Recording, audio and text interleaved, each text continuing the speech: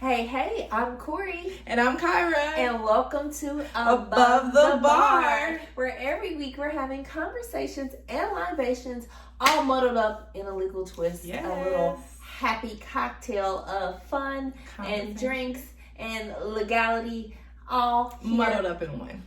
For you. And it's the middle of June. It's hot as hell here in Houston, Texas, or Hell, Texas, as we like to call it, with ERCOT threatening to shut down our electricity. We gotta get in quick. We know they will do it. Now we're really afraid because we know they will. So we gotta get it in while it's cool. Tell us about something nice and refreshing on a hot summer day. Yeah, so, June, you can't have June without celebrating Juneteenth, which often means a barbecue. And so in lieu of that, I did a little bit of a twist on the Texas Twirl and made what I call my Juneteenth concoction. Juneteenth concoction. And so... let's call it the Juneteenth Jubilee. Let's call it that. Juneteenth Jubilee. That's what we okay. Here we go. So, it's very simple. It calls for vodka. I added Ciroc, come on, shout out to Diddy, Black Liberation. And so, yes, you do see this in the background. It is a big red soda. So I included that because the story tells us that when the slaves found out that they were freed here in Texas, that they drank red soda because it was a luxury that they could not have before as slaves. So in honor of them, and also it's also respect that the color of red is for strength and the blood shed for the slaves that lives were lost during slavery here in the U.S. and across the world. And that is a sad twist. I will say, in a more positive twist, I really like Big Red. It's one of my favorite sodas. Anytime I stop by Frenchie's, I ask for red soda. Yeah, I do not call it Big Red at the time. That may be a local thing. I don't know why I call it red because that is not a flavor. But nonetheless, many of you have purple red Kool-Aid. Yes. Really okay.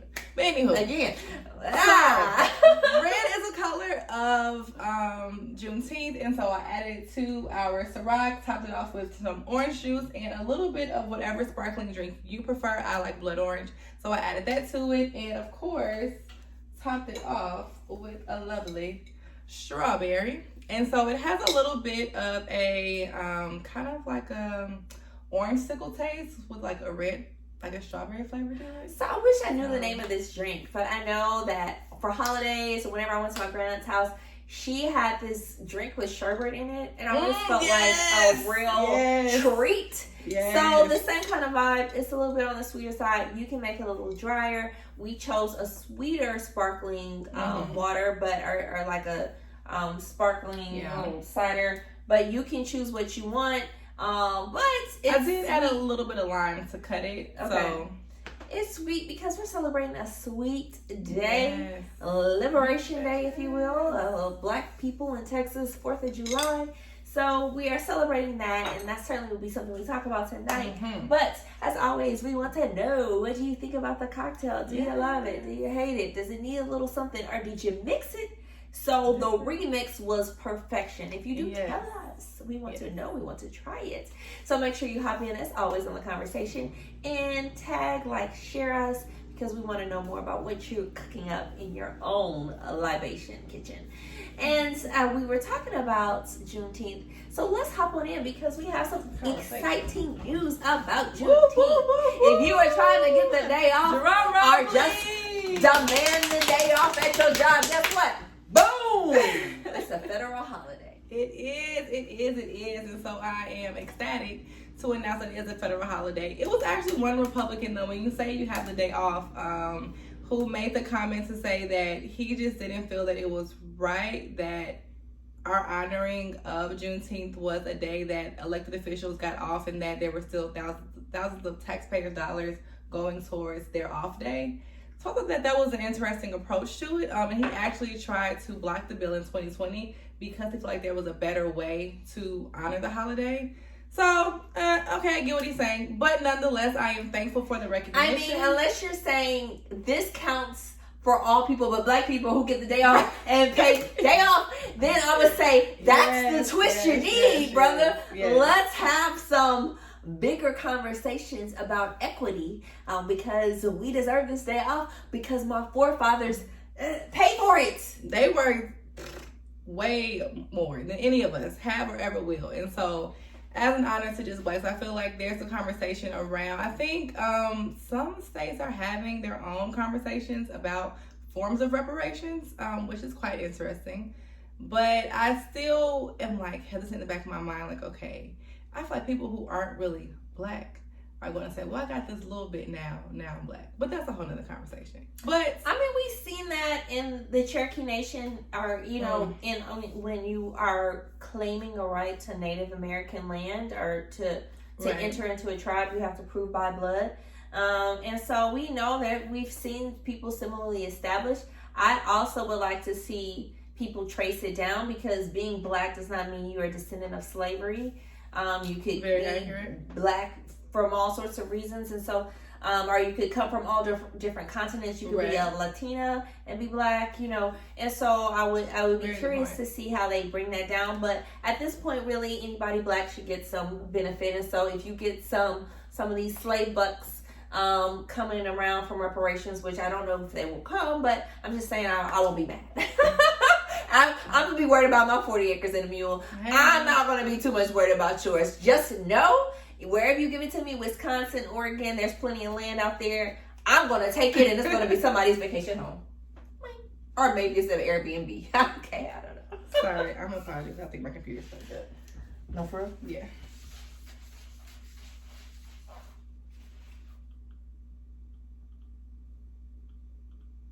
Okay, maybe not. I just know this mouse pad feels really weird. Okay. Oh, child. I'll look at take a look at it. Look and get it out. Anywho, sorry. So we were talking about Juneteenth. Yes, sorry. Money. Okay, yes, I said the slave thing. Okay, and home. So we certainly don't know what's going to happen with reparations, but the bigger conversation about Juneteenth, I think, leads into a conversation about how we share historical truths. We know what happened. We know that January 1st, there was an announcement of the Emancipation Proclamation. Then we gotta wait 2.5 years later until it was brought to Galveston County and announced to slaves there that there was no longer slavery laws. They were actually free and should have been shot that check for the periods they worked after that time. But so many people, we've seen so much pushback from different states that say, hey, it's making people uncomfortable. It's not fair to make people feel guilty for sins of their forefathers. And so we don't want to share that part of the history, or we're not going to make Black history, if you will, but it's really American history, a part of the curriculum. So what say ye?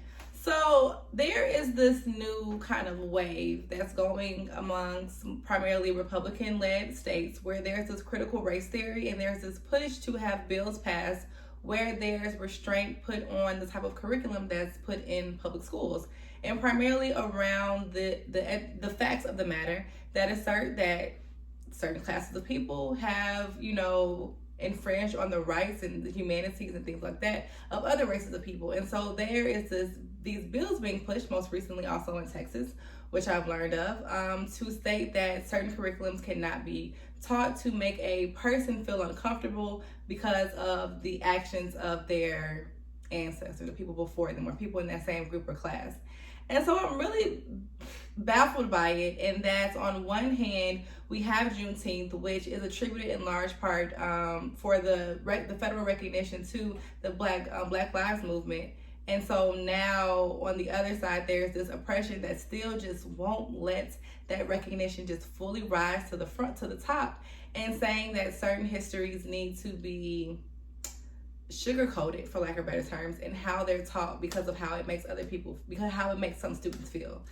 Ooh, child, let me say this. I have somebody that I've considered a friend in law school, and various things have been posted in time, but certainly there was something posted where it was a picture of a young white girl, and she said, the caption was something along the lines of, how could she be responsible for slavery?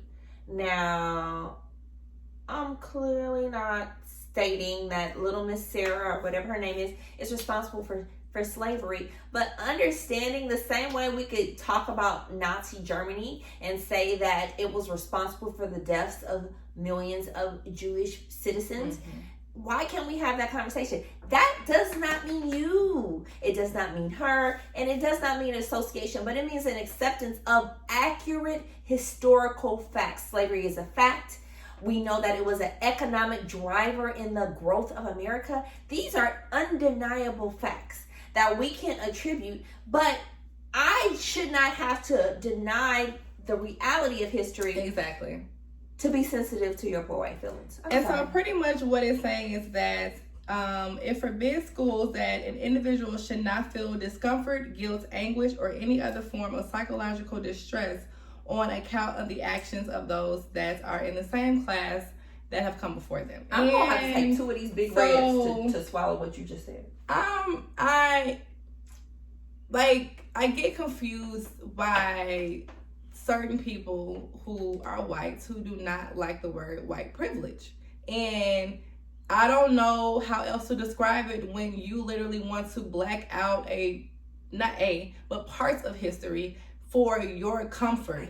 So I mean, nobody is saying that, like you say, you, Sally, you here today, you call slavery, or you are responsible for slavery. That is not, I've never heard that in a classroom. And I know that that's not what's being taught. But if you facing reality makes you feel a certain way, maybe it should. Or maybe it should more so make you reflect on how things are today and how in some ways maybe you do play into certain stereotypes or racial profiles or things like that. And so the discomfort that I think they're trying to dismiss and get rid of, to me, is a slap in the face to those who have suffered and those who continue to suffer today through the stems and the seeds that those racism that they created before that still thrive in today's society in so many different ways. So I feel like it's a slap to people back then, it's a slap to people now. So and what it's the a comfort slap but it's that you need that to be comforted. It's a slap to you too. If somebody's saying, hey dummy, in order for you to feel comfortable, we can't even tell you the whole truth about what happened in history just so you feel good about your present. History and present are not the same spaces. Exactly. And if we're talking about slavery, which ended hundreds of years ago, to talk about it should not make you feel uncomfortable unless there is some natural state of advantage that you don't want to face about it. So I found the whole thing completely ridiculous, but I was almost it was maybe offensive to me. Very much so. What was more offensive is the things that they say they can talk about. What can they talk about? Of course they can talk about Dr. Martin Luther King's I Have a Dream speech. Of course they can talk about the things that are racially, in my perspective, comforting and neutral, but not the things that clearly state these lines or those lines. And the thing that really pisses me off is because even today, the coddling of white emotions, they do it themselves, and honestly, it's been ingrained that sometimes I do it. Oh no, where I don't have raw conversations. No, for the comfort of them, or and it's really unnerving to me. And it's just like, okay, when is enough or enough, or when do our feelings matter, and when does our pain, and when can we actually be comfortable with just being who we are and not having to coddle ourselves, or not coddle ourselves, but not having to transmute ourselves for the benefit of somebody else. Yeah, I mean, and they talk about code switching and how you have to live in all these different worlds, but that is a minority experience. Code switching means I have to come in, I'm gonna have a conversation with you this way, I'm gonna have a conversation with perhaps a white friend or coworker a different way, just to make sure I'm not inaccurately perceived, or I don't have to deal with stereotypes that I don't want to. I want to prove I'm as good or I'm as worthy, so I'm going to speak a certain way, I'm going to dress a certain way, I'm going to have a certain frame of reference that may not be my accurate life, that may be not what I walk away from and share or experience in my everyday life. So I think that part of this comes from meaningful conversations, but part of it comes from facing reality. The Black experience did not just get here by happenstance. It's over centuries of oppression, of being taught the natural order of goodness and beauty is the opposite of who we naturally are. From the hair that grows out your head to the skin that you were born with, that is the opposite of what is good and what is nice and what's beautiful. And so over the course of time, we have to understand what that pain means. And so many people, the Me Too movement, or even I saw Michael Costello saying, hey, Chrissy Teigen almost made me want to kill myself from these conversations. So imagine what centuries of it does. Imagine what it does when you can't walk into a restaurant. Imagine what it does when you're automatically being expected to be a hoe or a prostitute or sexual by nature or a criminal. So if someone telling you on Instagram you're not cute hurts your feelings, boom, let's have a real life conversation, because if that hurts your feelings, don't do that.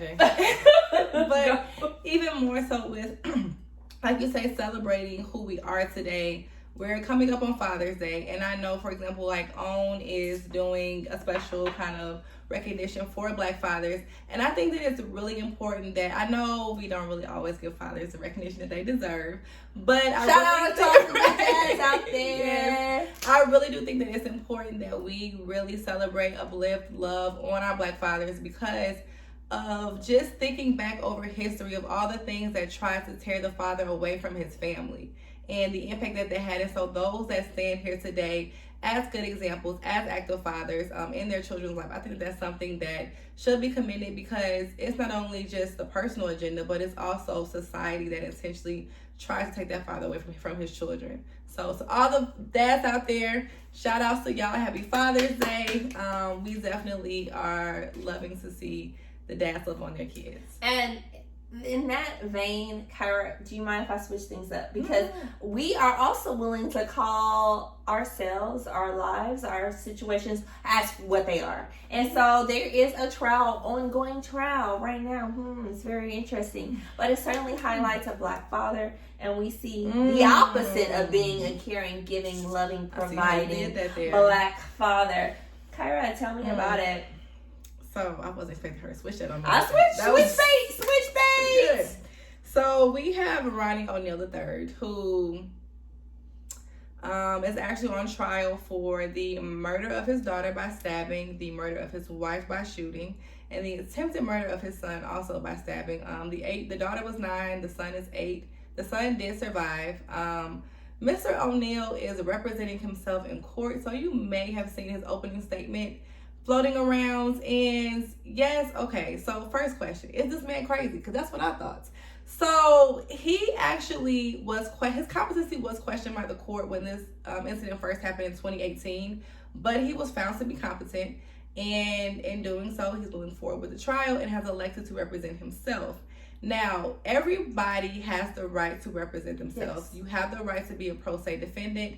I do not think that it is advised. Trust me, lawyers even have lawyers, like if there's something that we're facing. So I'm not really sure what his agenda is, but he's been, he's competent. He's claimed that he's competent as well, and that they're alleging that he's a terrorist and all this other stuff. We'll get into that.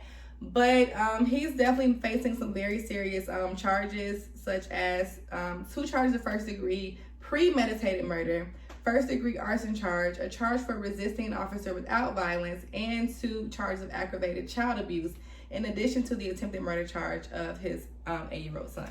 I mean, and I saw, what struck me most in this case was some of the testimony of the son, the surviving son, and it was just terrifying. So we have the case that I think, we have to be, competency is a funny thing, right? And so probably some people who don't need it get it, and vice versa. But mental illness is real, and you can have a level of competency where you can speak and you can be coherent. Mental illness is not always, blubbering and crazy or just, I don't want to say dumb, but there is an awareness of, because when they're looking at competency, they're looking at, are you aware of what's going on? Yes. Are you aware of the proceedings? Are you aware of the repercussions? There has to be an acknowledgement of what's going on and what the consequences are for different outcomes. And if you pass that, they also consider the age, level of education, English per se, if it's someone who is not from America or doesn't speak very good English. They take those things into consideration, but this man is very articulate. He also, I guess, is fully aware of what's going on based on the grievance that's against him and his opening statement and how he asserted that this is a very serious matter. And I hope that the jury takes it as such. So, Okay, so do you tell me more? Are there some details to what his defense is? He has an eyewitness, first-hand witness who's saying, yes, you stabbed me. I'm pretty sure that's what I read he said to him. Or you did this, you hurt me, Dad. Or he said something to that nature. So what is his defense? So his defense is that the son has been coached and that the son is lying and that his testimony is all wrong. His defense is that the 911 call is fabricated. Who called 911? So I guess at some point the wife called 911 and that he called 911, but then he made it to say something to the effect of like, well, we checked her phone records and there was no call from 911. So there could have been a number of phone that she used. Who knows? Because apparently she was running from him. So she could have had like another number that he did not know about. I don't know. But there was a call to 911. He alleges that he had also called 911. But more so, he at some point tried to make a self-defense claim, which against a daughter too, right, and against the son that she was attacked as well. So, and then I'm confused on how, because it really just doesn't make any sense. I'm not even going to be lie to you. When I was listening to it, as an attorney, I had a hard time following his sequence of events and what he was trying to state. So I can only imagine how the jury is trying to interpret what he is saying and how they're lost and confused, which is never a good thing. He's the type of client that I would not even want to take the stand in his own defense, let alone represent himself throughout the entire case. Like, I don't know what movies he watched, and I don't know what Baptist pastor he's following after, but between the two of them, it is not a good setup for his defense at all. And I think the reason is, she mentioned often attorneys use other attorneys when we understand not just the ability to meet the law and meet the requirements the law is asking you. This is not a question of fairness or justice. This is, what is the call of the law, and are you meeting the call of the law? But more importantly, it's mainly about procedure, and there are lots and lots and lots and lots of civil procedures, criminal procedures set up to make sure that our version, the court's version of fairness, is met. So that may be entering evidence in, that may be the questions you can ask a witness. Already. And so, you get all these objections.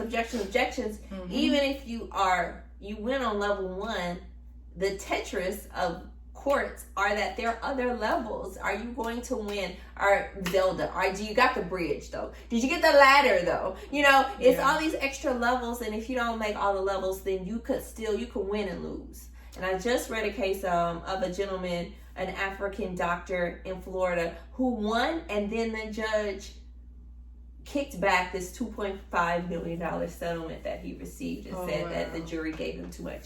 So you can win level one and not win level two. So that's probably why most attorneys would say you need an attorney to handle that and navigate that system. People often look at, oh no, I know this answer, this is the answer, because legally X plus Y is X, blah, blah, blah. And that's not the case. For example, when he gave his opening statement, he did have several objections. And because he was more so asserting his personal feelings and was also asserting things that need to be proved later that have not been proven, that he cannot yet state to the jury, as a matter of fact, instead of more so connecting with the jury and really understanding what the purpose of an opening statement is. And so people fail to realize the intention behind certain things and how to strategically attack it as an attorney, just looking at, oh, it's an opening statement and I can speak. It's more to it than that. Yeah, I wouldn't try to do my own. And we certainly, our prayers go out to the son who has to survive and live in a reality where, his family is gone, he's a lone survivor, and his father may be the person responsible for that horrible crime. And how to continue to live through it through the trial. One would think as a father, you would say, let me do what's best for my son and try to navigate how to minimize his pain. But, But he is alleging justifiable homicide and quote unquote, because I acted in self-defense and moved to protect myself and my children from Kenyatta Barron, which is the wife. And so the deceased wife, I'm sorry. And so I'm really perplexed. Like, this man is crazy, and he's passed the test, but it's clear that something is missing. Something's awry. And I'm going to continue to keep an eye on it just because I'm curious as to how long this is going to carry on. But they are seeking the death penalty, and he is aware of that. And he's even asserted that he's in support of the death penalty, and that if someone did commit such acts as these that are brought against him, that they should die under the death penalty. So I don't know if that helps his defense. I don't know. Well, that's a stone cold killer, perhaps, and we know another stone cold killer that is in the news. But maybe he's turning his life around. I don't know. Oh, Russian president. Good old Putin. So, Putin and Biden met today for the first time, and what was an historic meeting because it actually seems to have ended on good terms. The meeting was about 4 hours long. There was a lot that went into the location, press conferences around it because, we don't have the best relationship with Russia, but it seemed that Biden and Putin were able to understand that they maybe don't have the same thoughts, but that they speak the same language, and that their agenda and purposes and representation of their people is the same, and that they seem to have left and both say that it was positive, and that their the primary focus for now to start things off is definitely cyber security as well as human rights. And with cybersecurity, I think Biden positioned himself well in being amicable, in stating that U.S. and Russia are both great powers and trying to give, Russia respect. But he was also stern in saying that, if certain violations are made, this is what can happen and this will happen. And that this is not a personal attack on you or Russians, but that I have, as the president, I'm here to represent my people, and I'm hopeful that they can, that we can move forward on good terms. So it seemed, ironically, to be very positive and amicable. So I am interested to see how this relationship continues to go because, y'all know, us and Russia are... I don't know. I think a lot of it will be in the hands of public perception. So it's one of those things where we can say, our view on it may be that it was positive.